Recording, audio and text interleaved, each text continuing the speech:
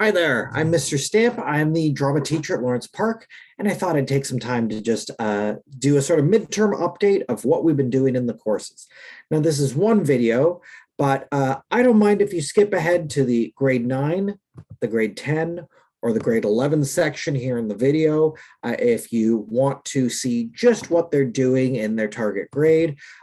You can also get a bit of a preview if your daughter or son is in grade 9, a bit of what we do in grade 10 or in grade 11 or 12 or what have you.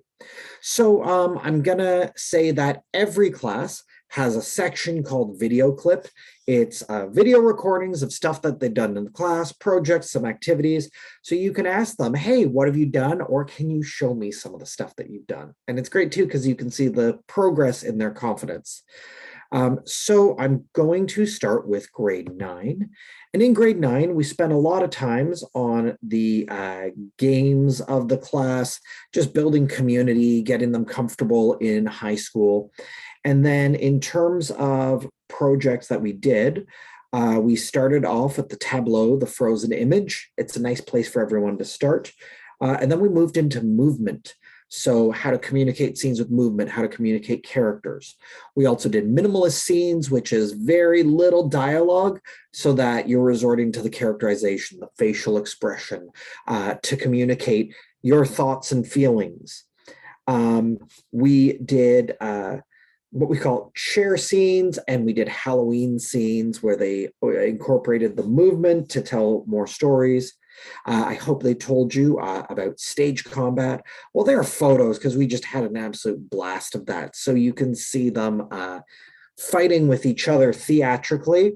And then we moved into duologues. And duologues is dialogues, except it's specifically two-person scenes. They did that. Where are we going next in the course is we are going into improv. We're doing some improv. But improv theory, how to take a 5-second idea and find the great seed so that you can develop a 2-minute long scene. And we're going to do that for a while and then take that back into writing your own scenes and how to make your own scenes with real vivid characters with wants and stakes and what have you, and incorporate voice, and we'll work towards other presentations involving that. So that's where we are in the grade 9 course so far. I mentioned too that there is an improv club they can take part in. We're currently doing a couple plays. We will have another play, and there's a stage crew, there's production teams. I'm very happy always to take on students who are interested. And that's the grade 9 course. Feel free to stick around to hear what we do in grade 10. Okay, so the grade 10 course, where are we so far? I'm just getting my notes here. We started off with just first scenes. So they rated their first scenes that they acted out. And then we did scenes related to pet peeves, little everyday annoying things to really pull that emotionality out. We continued with rants or diatribes. And rants are picking innocuous, little neutral, minute things and doing a speech as if it's the most annoying thing in the world, like a speech on paper clips or a speech on Shrek. We then did speeches that were assembly speeches, and we decided to come up with the world's strangest assembly. And they presented as teachers, as who have an issue that has taken place in the school, or students who have a very strange club like Deep Fryer Club or what have you, or school administrators with a bizarre new rule. And really great footage. We also did some stage combat. I do that every year with grade 9s, but I wasn't able to do it the last couple of years, so I just thought stage combat for everyone. We also did hot seating, which is an improvised activity where you create a character, you sit on the stage, people ask you questions, and you in character give answers, and working with the difference between sort of like a correct answer versus a compelling answer, one that makes people engaged as listeners. We're transferring that skill into both job interviews, how to do job interviews theatrically, but also realistically, and also confession interviews, because we are going into murder mysteries, and they are creating characters, and two of them are guilty of a crime, of a murder, of a kidnapping, and they don't know who it is yet. I do. I will be revealing that to them, and we will be doing a full improvised murder mystery over the course of 2 classes, which with lots of shocking gasps and reveals. And that's where we are currently in the grade 11 course. We're going to continue with writing short plays and monologue plays, and maybe get into some verbatim theater. And again, a lot of these are in the video clip section of the classroom. I'm now going to talk about the grade 11-12, so feel free to stick around if you want to know what we do next year. So grade 11-12 drama, what we do in that course, or have done, like every course, we started off with a lot of great games.